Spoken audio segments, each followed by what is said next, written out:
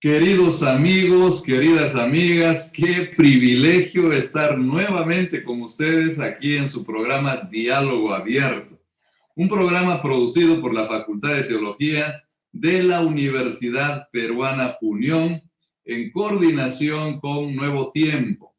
Gracias por ser parte de este programa. Estamos contentos y felices de que te conectes nuevamente. Ya estás viendo de que seguimos con el esquema anterior, pero pronto volveremos a lo que antes hacíamos también. La situación en la que vivimos nos mueve a estos nuevos ambientes, ¿no? Así que bienvenido nuevamente al programa y bienvenido nuevamente a nuestros hogares y a nuestras casas. Dios los acompañe siempre. Permítame saludar a algunas personas que siempre se ponen en contacto con nosotros. Vamos a saludar a Ángel Acel. Él dice: Jesús es la única salvación para todos nosotros y para el mundo entero. Gracias, Ángel, por recordarnos eso. Gracias por tener esto en mente y por anunciarlo a otras personas también. Yo creo que esto es una gran realidad, ¿no? Tenemos también a Luz Guerrero, que pide oración por su familia, para que ellos se acerquen cada día más a Dios. Está Ángel Azael también mandando saludos, Alicia, Deisen Chávez, Glenda Rondón, Alicia Maquera dice: feliz sábado, hermanos, desde Chile. Ustedes son mi familia espiritual. Gracias, Alicia, por el saludo bonito. Nosotros también te decimos feliz sábado, que Dios te bendiga muchísimo, que puedas de alguna manera disfrutar del tiempo al lado del Señor. Vamos a saludar a Roberto Germán Bruno. Él nos dice: feliz sábado, hermanos, Dios los bendiga. Pido oración por mi familia. Ellos están en Cajamarca, mi hijo Joel, para que pronto entregue su vida en el bautismo. Y por mis amigos que están con COVID, por mi sobrina Marisa, que se recupere pronto. Hermanos, que Dios los bendiga. De igual manera, Roberto Germán, un abrazo grande para ti. Qué hermoso pedido. Mi hijito, quiero que se bautice. No sé si él será grande, capaz ya es un joven o todavía es pequeño, pero el mayor deseo que también Dios tiene en su corazón es que tu hijo pueda entregar su vida al Señor, pueda comenzar su caminata, aquella que no terminará, porque si ahora comienza su caminata tomado de la mano del Señor, eso irá por la eternidad, ¿no? Así que vamos a orar por eso. Ten la seguridad de que Dios responde esas oraciones. Bueno, está Nilber también, está Elber Monsefú y hay muchos otros amigos. Un abrazo grande para todos ustedes. Dios los bendiga. Es tiempo de compartir los enlaces, es tiempo de llamar a los amigos, reunir a la familia para estudiar la palabra de Dios. Pero antes tenemos que cantar. Vamos a cantar este canto hermoso que ya lo sabemos de memoria. Así que prepárense y cantemos juntos este hermoso canto.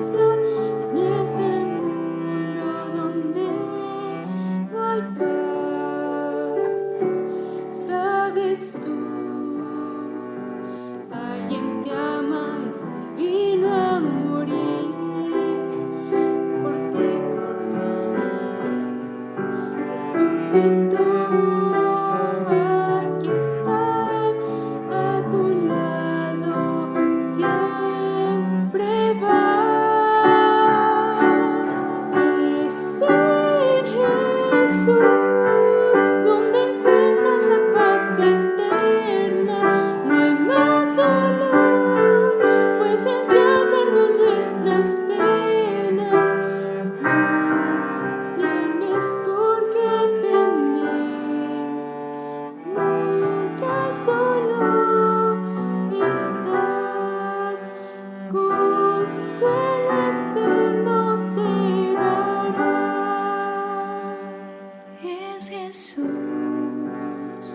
quien pronto volverá y el mal acabará.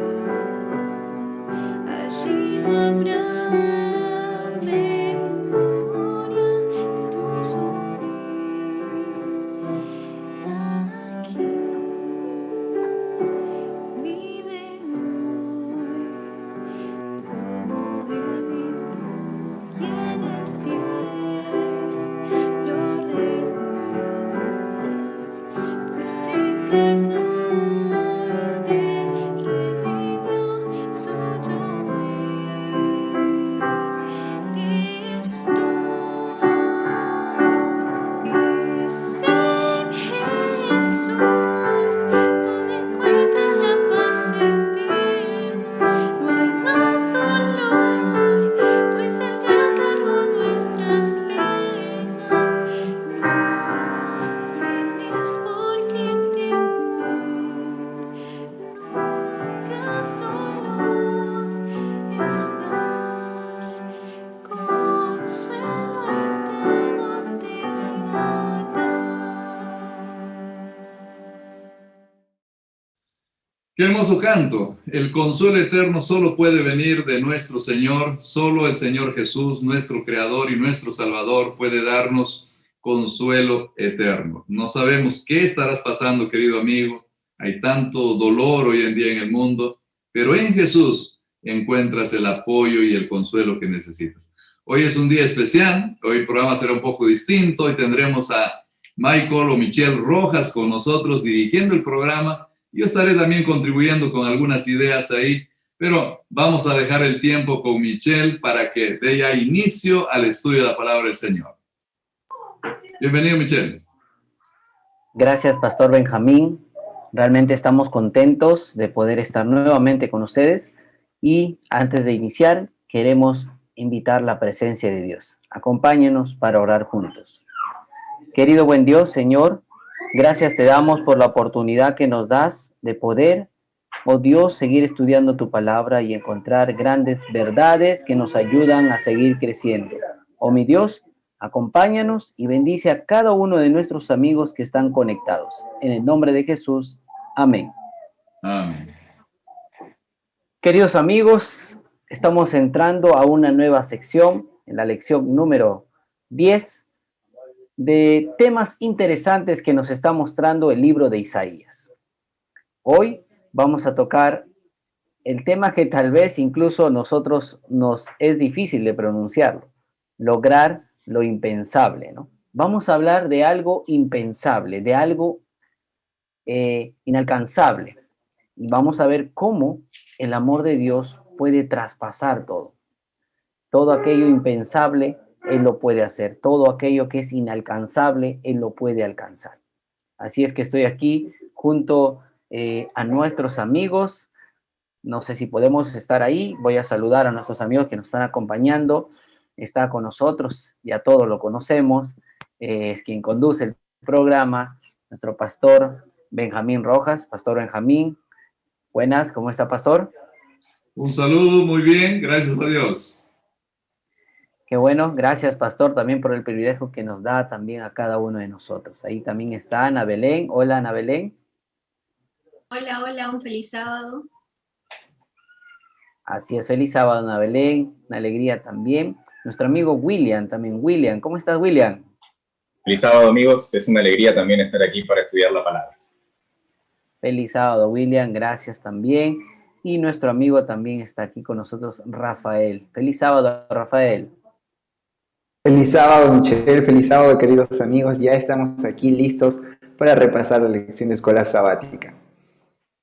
Así es, Rafael.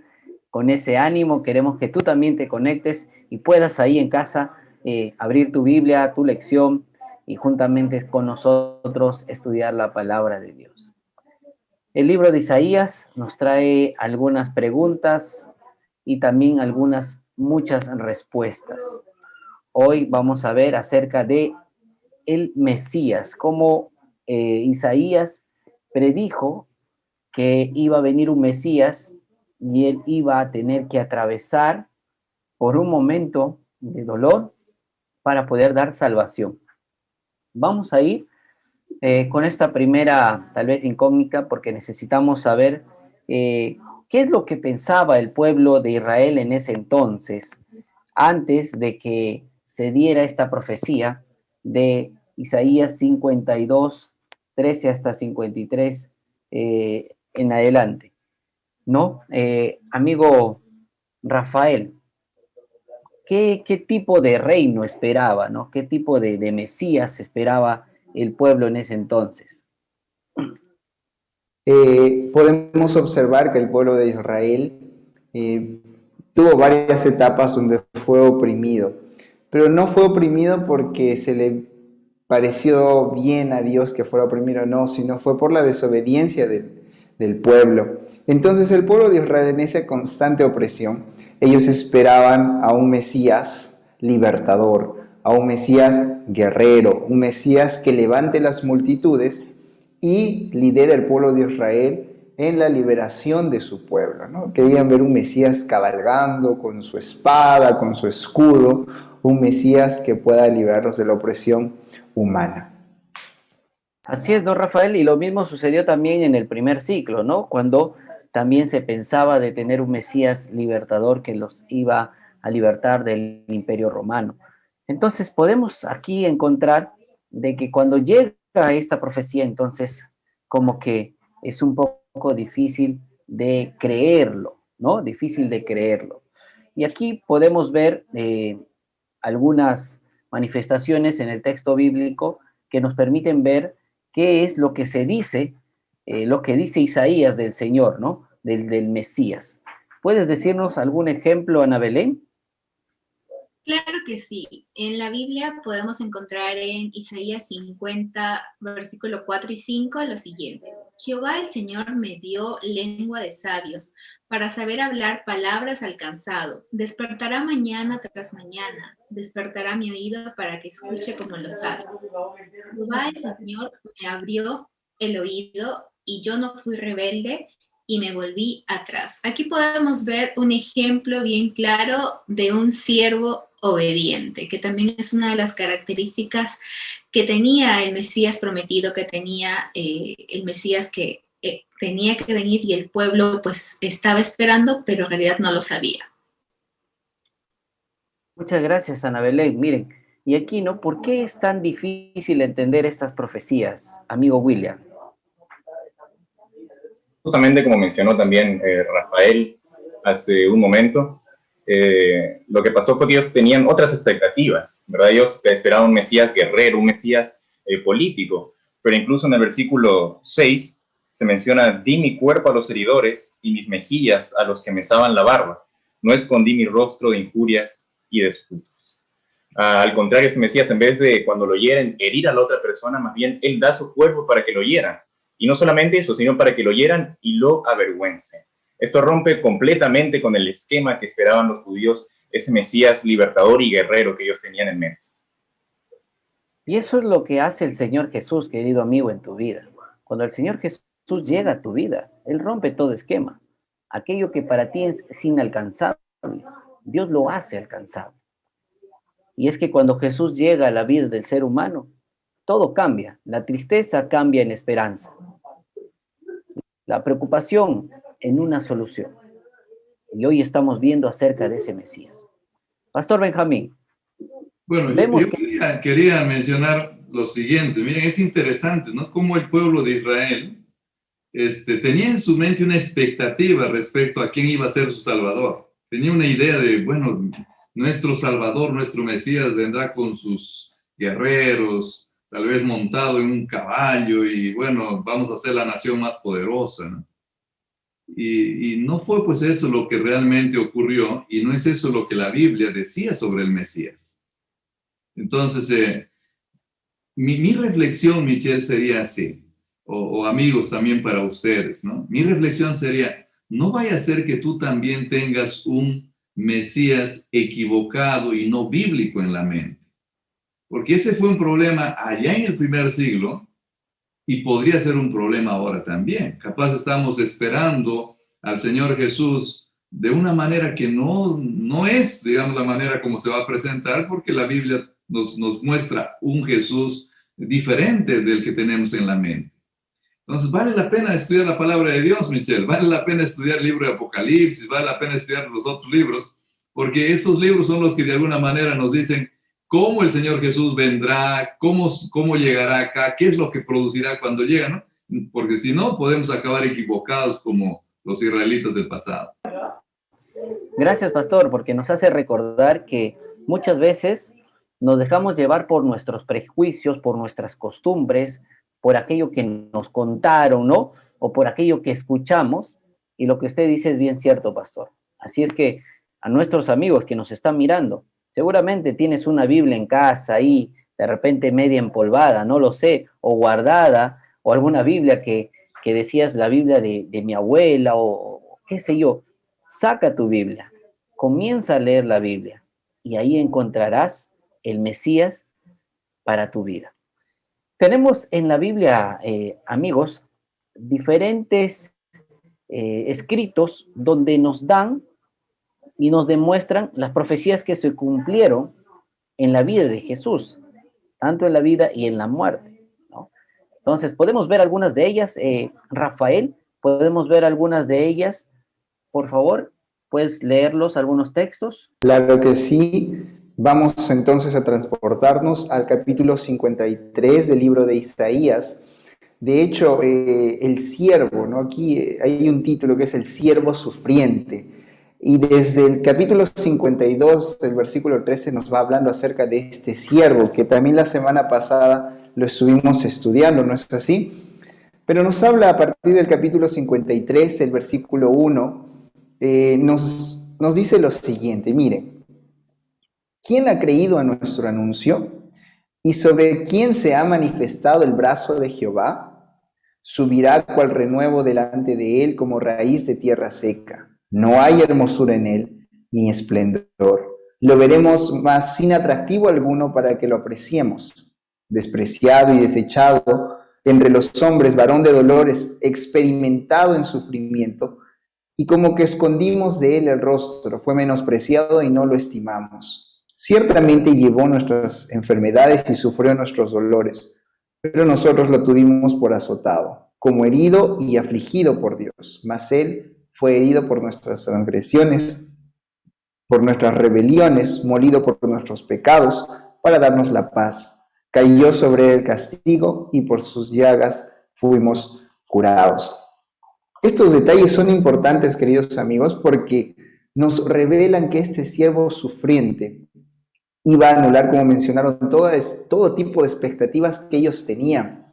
Pero sobre todo nos menciona que el Mesías, en primer lugar, iba a venir de una manera, como así decir, de un bajo perfil. Él no iba a llegar con toda la pompa, con toda la fama que quizás todos estaban esperando, sino también iba a llegar un bajo perfil, con un propósito especial. Y los evangelios relatan cómo Jesús empezó su ministerio, cómo nació, mira, desde el momento en que nació, cómo Jesús iba relacionándose con las personas. No eligió los estatus sociales altos para llegar en primer lugar a ellos, sino empezó por los estatus o por las personas que necesitaban más, que quizás estaban más abiertas al cambio.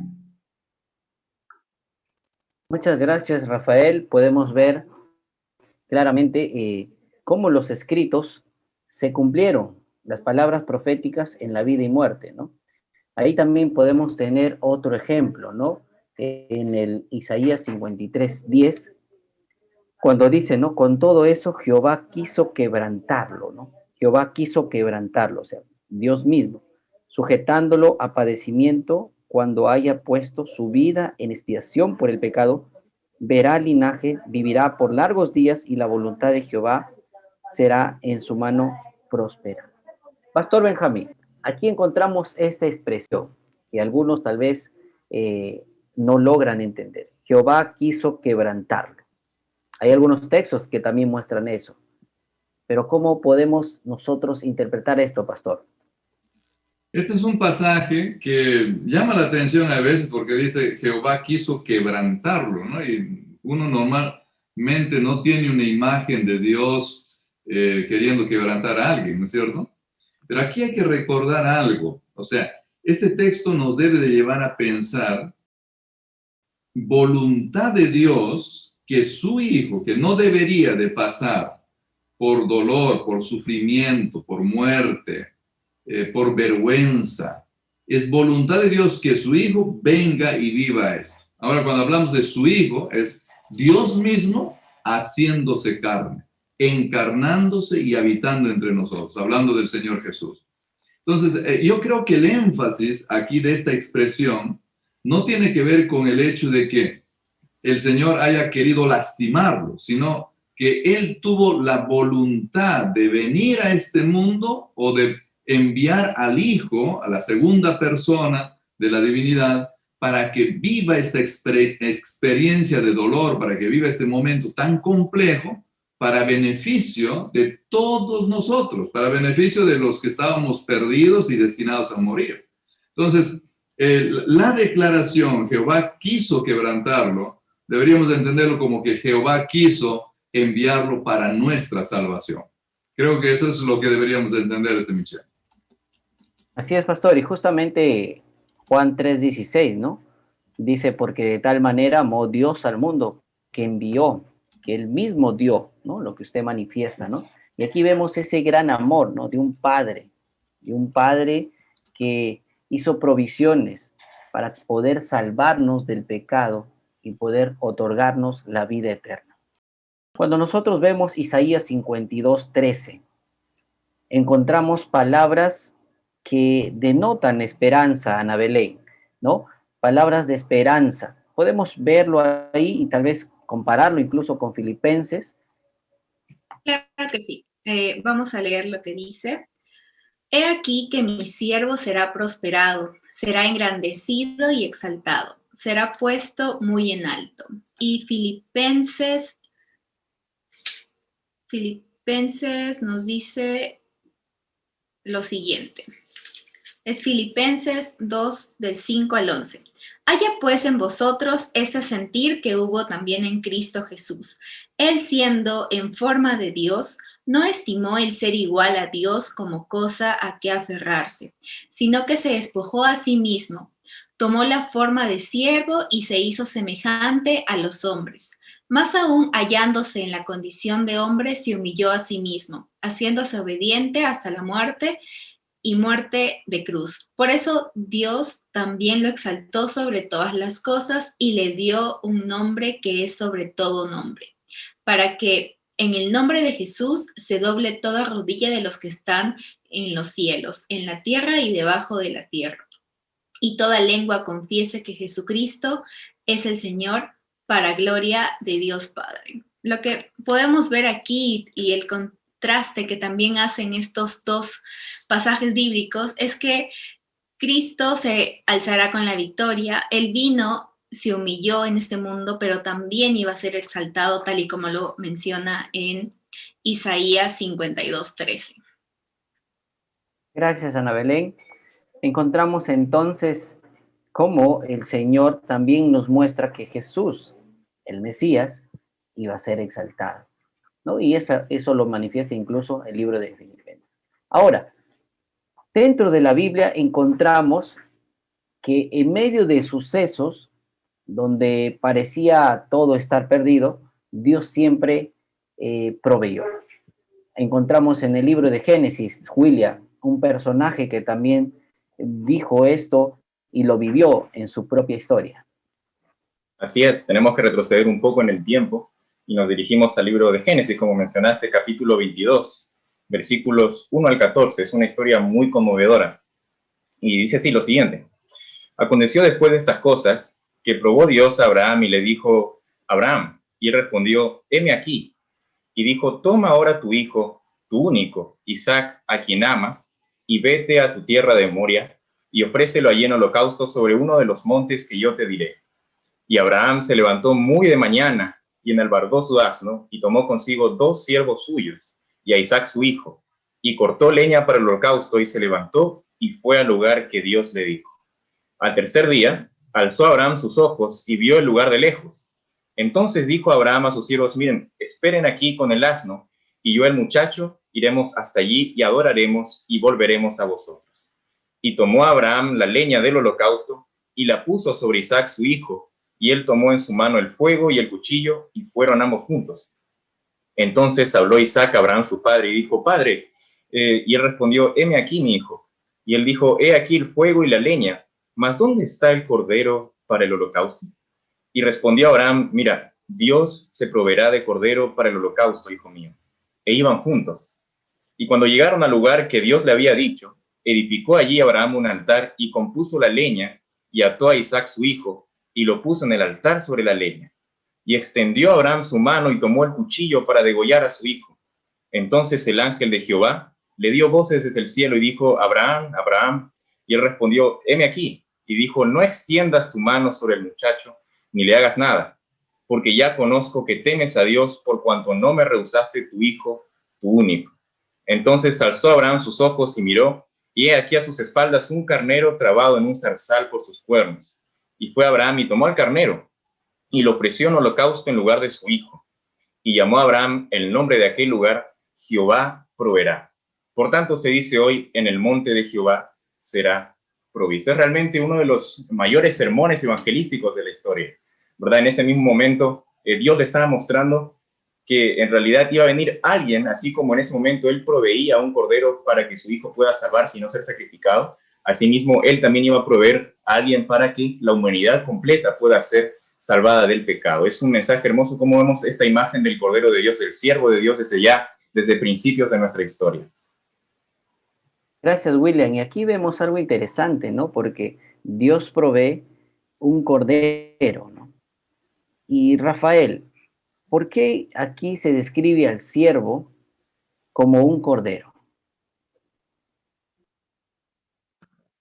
El usar esta palabra, este lenguaje de cordero, era muy común para las personas, era fácil de entender. Es incluso, eso me parece interesante que aún eso no hayan entendido muchos israelitas, pero el cordero ellos usaban y llevaban al templo, y desde los tiempos de Moisés y mucho antes ellos sacrificaban corderos, elegían lo mejor y lo sacrificaban a Dios. Claramente hacía una alusión al sacrificio que tenían que hacer en representación de que para pedir el perdón de los pecados. Entonces, al referirse a este siervo sufriente también como el cordero, también hace referencia de que este cordero iba a interceder por nuestros pecados. Con su sacrificio iba a pagar todas las cargas que nosotros tenemos como pecadores. Entonces estamos viendo, queridos amigos, por qué es que aquí, en el libro de Isaías, capítulo 53, versículo 7, dice, ¿no? Angustiado él y afligido, no abrió su boca, como cordero fue llevado al matadero. Y así como lo menciona nuestro amigo Rafael, esto era simbólico, porque estaba refiriéndose incluso a lo que antiguamente hacían para el perdón de los pecados. Ellos también, el pueblo de Dios, llevaba también un cordero. Entonces aquí se estaba cumpliendo también esto, justamente en el libro de Isaías, ¿no? Ahora, nosotros podemos ver que se dio a conocer también con Juan el Bautista, ¿no? Cuando el Señor Jesús fue a ser bautizado. Pastor, ¿nos puede mostrar cómo es que esa profecía se dio en las palabras también de Juan el Bautista? Mira, Juan el Bautista es uno de los pocos que entendía muy bien las profecías mesiánicas de Isaías. Nosotros dijimos al principio, Michelle, de que prácticamente toda la gente que vivía en el primer siglo estaba esperando un Mesías muy diferente, muy distinto al que llegó, ¿no? Pero Juan el Bautista no. Juan el Bautista era uno de los pocos que sí entendía quién era el Mesías. Él había estudiado todo el libro de Isaías y llegó a comprender. Por eso es que cuando leemos nosotros en el libro de Juan, en el primer capítulo, el versículo 29, dice así: el siguiente día vio Juan a Jesús que venía a él y dijo: he aquí el Cordero de Dios que quita el pecado del mundo. Y no es la única vez que lo dice, porque lo vuelve a repetir luego en el versículo 36, he aquí el Cordero de Dios que quita el pecado del mundo. En otras palabras, Juan entendía muy bien de que el Mesías iba a ser alguien sencillo, humilde, y que su misión principal tenía que ver con morir en lugar nuestro, con ser ese corderito del cual habló William, ¿no? Que se presenta en Génesis, que viene a reemplazar a Isaac. Y Isaac sale de ese lugar, entra el cordero y el cordero muere en lugar de Isaac. Igual iba a pasar con el Señor Jesús. Él iba a morir para que nosotros no tengamos que vivir esa experiencia. Creo que nosotros deberíamos de procurar también, Michelle, deberíamos de procurar igual que Juan el Bautista, entender bien las profecías bíblicas que nos hablan de el Señor Jesús, que nos hablan de su misión, y en este caso que nos hablan de cómo Él va a venir después. Muchas gracias, pastor. Podemos ver también que Juan el Bautista tuvo cercano, lo hizo propio también, las profecías de Isaías, ¿no?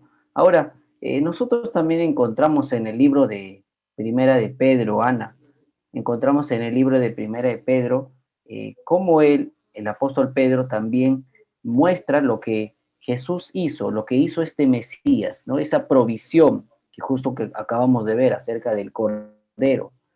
¿Cómo es que el apóstol Pedro muestra esta provisión? Sí, vamos a ver en Primera de Pedro 2, 21 al 25. Y dice lo siguiente: para esto fuisteis llamados, porque también Cristo padeció por nosotros, dejándonos ejemplo para que sigáis sus pisadas. Él no cometió pecado ni se halló engaño en su boca. Cuando lo maldecían, no respondía con maldición. Cuando padecía, no amenazaba, sino que encomendaba la causa al que juzga justamente. Él mismo llevó nuestros pecados en su cuerpo sobre el madero, para que nosotros, estando muertos al pecado, vivamos a la justicia. Por su herida habéis sido sanados. Vosotros erais como ovejas descarriadas, pero ahora habéis vuelto al pastor y obispo de vuestras almas. Entonces, como podemos ver aquí, este pasaje lo que nos quiere decir, lo que nos quiere enseñar es que Cristo no llegó a pecar, sino que Él fue capaz de poder llevar también nuestras transgresiones. Muy bien, interesante lo que dice, ¿no? Porque no sé si a ti, querido amigo, que estás ahí escuchándonos, estás viéndonos, este relato que menciona Pedro, lo acabamos de leer en Isaías, ¿no? Él enmudeció, la Biblia dice, fue y no dijo nada, no se quejaba silenciosamente, y lo dijo también aquí el apóstol Pedro. Encontramos que también él no cometió pecado, pero tuvo que cargar con los pecados de la humanidad, con tus pecados, con mis pecados. Él pagó lo que tú y yo teníamos que pagar por nuestros pecados. Él fue herido, él fue llevado al matadero. Y aquí estamos viendo claramente que está hablando del Señor Jesús. Ahora, vemos que el Señor Jesús se muestra a través y se da el símbolo de un cordero. Y eso también lo encontramos en el libro de Apocalipsis, amigo Rafael. Lo encontramos en el libro de Apocalipsis, ¿no? Y podemos ver que también se manifiestan en varias partes de este libro. ¿Por qué a menudo se da ese símbolo también, o ese nombre que se le da de Cordero de Dios?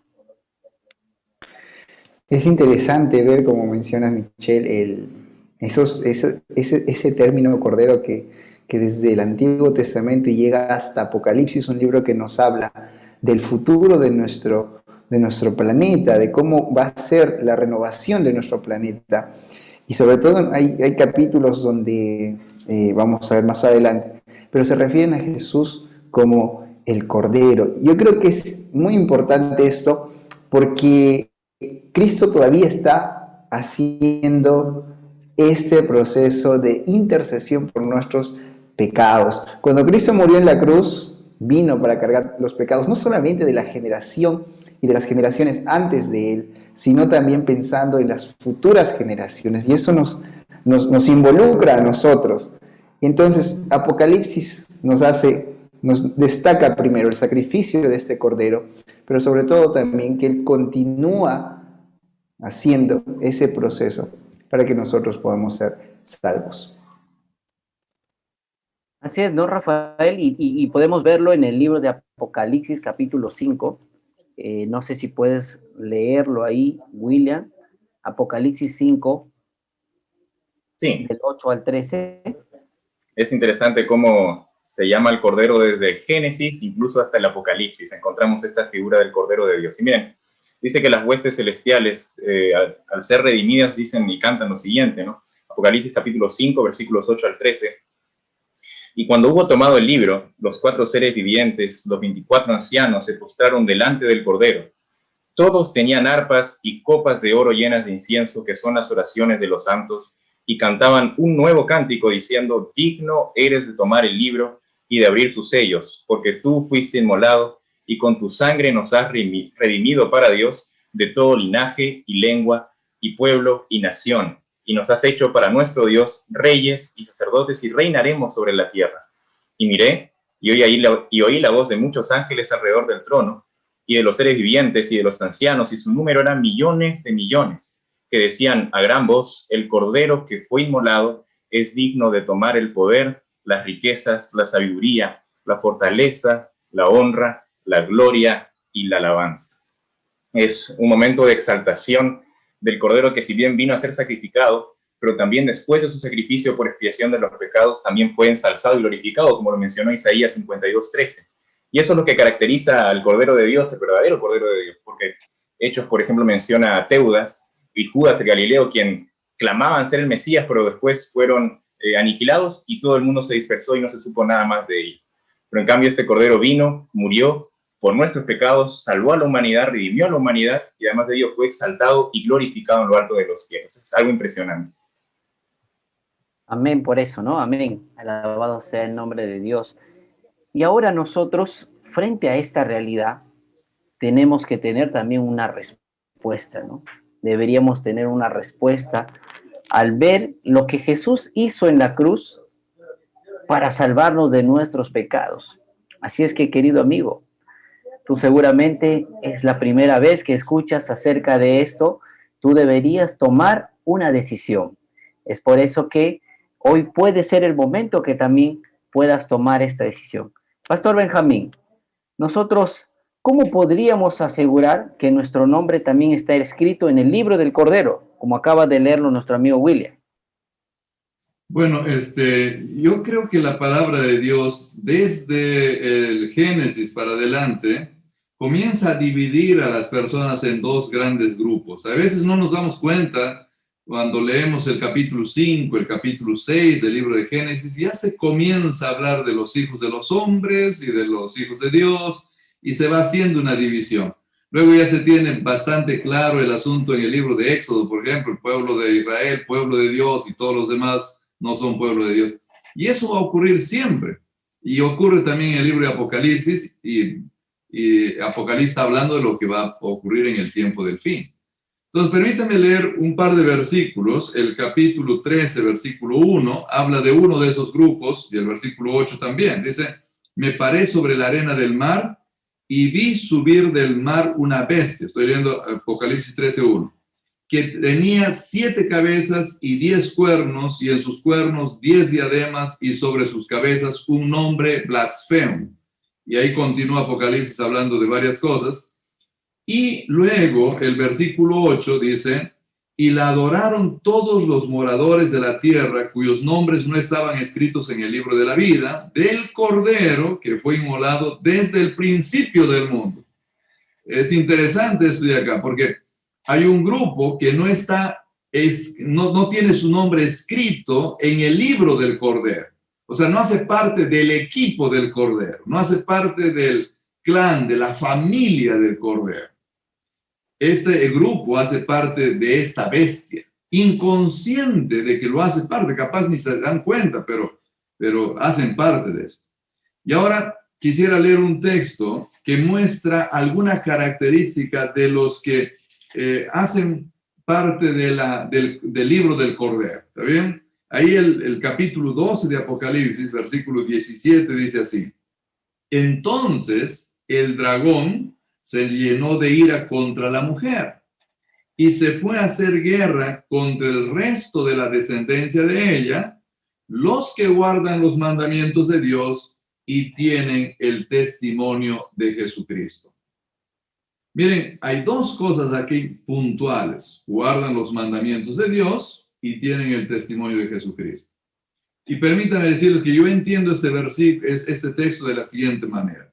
Cuando dice mandamientos de Dios, está haciendo referencia a todo el Antiguo Testamento. Toma en cuenta el Antiguo Testamento. No dice, ya el Antiguo Testamento fue clavado, el Antiguo Testamento no sirve, ya todas esas cosas fueron para el pueblo de Israel, nosotros estamos solo con el Nuevo Testamento. No, sino que toma el Antiguo Testamento con seriedad, toma lo que ahí Dios ha mandado con seriedad y considera ese Antiguo Testamento tan válido como el Nuevo Testamento.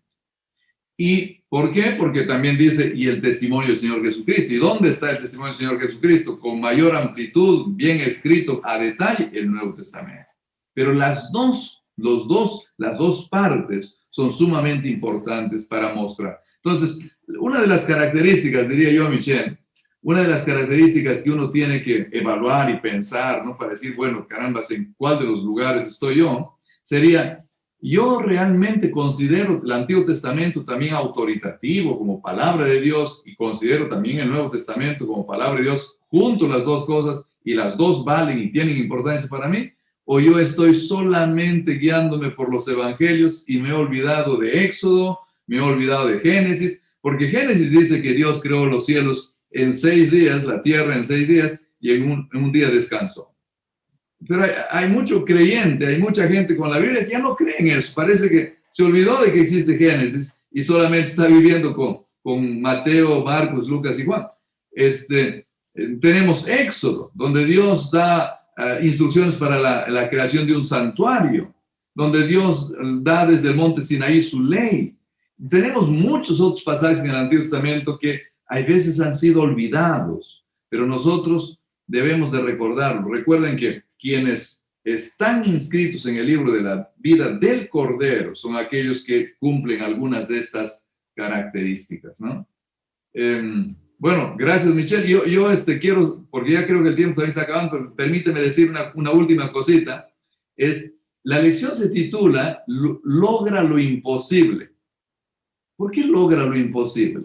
Porque el Mesías viene, sufre, muere y logra nuestra salvación, una cosa rara, ¿no? Porque normalmente tú vas, peleas, matas al enemigo y entonces logras la salvación, pero él al revés, él muere. Porque lograr la salvación tiene que ver con el amor, tiene que ver con hacer nacer un servicio y un apego a nuestro Salvador por amor. Y eso no se consigue a la fuerza, eso se consigue solamente cuando uno se sacrifica por el otro.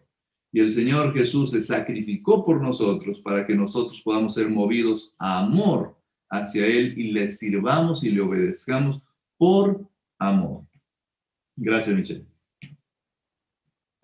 Muchas gracias, Pastor, porque nos hace recordar aquella verdad que hoy en día puede ser tu verdad.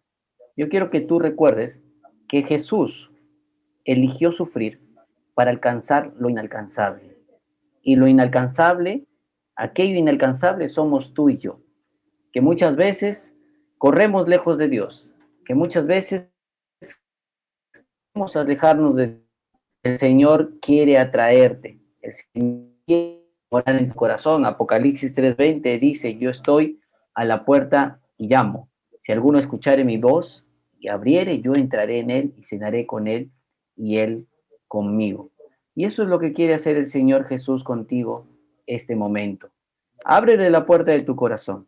Acepta a Jesús como tu Salvador y puedas tú también gozar el privilegio de tener a Jesús en tu vida y pueda Él también darte la salvación. Ya escuchaste el pastor Benjamín, pero seguramente tendrás muchas preguntas, muchas interrogantes, pero Ahí está la Biblia, ahí está la palabra de Dios que te puede enseñar. Así es, queridos amigos, y hoy queremos recordarte que el Señor Jesús eligió sufrir por aquello inalcanzable. Y lo inalcanzable somos tú y yo.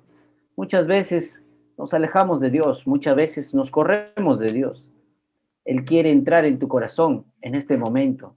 Dale una oportunidad a Jesús. Ábrele la puerta de tu corazón. Es el momento de que tú también puedas aceptar a Jesús como tu Salvador, como el Mesías, que vino a morir en una cruz para darte la salvación y que muy pronto volverá para morar contigo por la eternidad. Muy bien, y quiero agradecer también al equipo que cada sábado se une para poder compartir con ustedes un mensaje de esperanza. Pastor Benjamín, muchas gracias también por el privilegio que nos da a cada uno de nosotros de participar de Diálogo Abierto. Ana Belén, William, Rafael, que también son valiosos jóvenes que siempre están aquí para compartir con ustedes un mensaje especial. Ahí, querido amigo, donde estás, en casa, no sé dónde estás escuchando este mensaje, pero quiero invitarte a que le abras tu corazón a Jesús y puedas aceptarlo como tu Salvador. Jesús vivía a morir en la por ti y por mí. Vamos a orar ahí. Querido buen Dios, Padre Celestial, Señor, te damos gracias porque nos permites entender tu palabra. Y en este momento queremos aceptarte en nuestros corazones como nuestro Salvador. Gracias damos, Señor, porque un día moriste en la cruz para darnos a nosotros la salvación. Queremos, Señor, ser fieles seguidores tuyos. Ayúdanos, Señor, a encontrarte cada día. Te entregamos nuestra vida, nuestro corazón. Puedas tú consolar el corazón de cada una de las personas que están sufriendo en estos momentos. Y que tú puedas, Señor, darnos la tranquilidad y la paz que necesitamos. Te pedimos todo esto en el nombre de Jesús. Amén. Amén. Queridos amigos, nos vemos el próximo sábado en una nueva edición de su programa Diálogo Abierto. Que Dios los bendiga. Muchas gracias.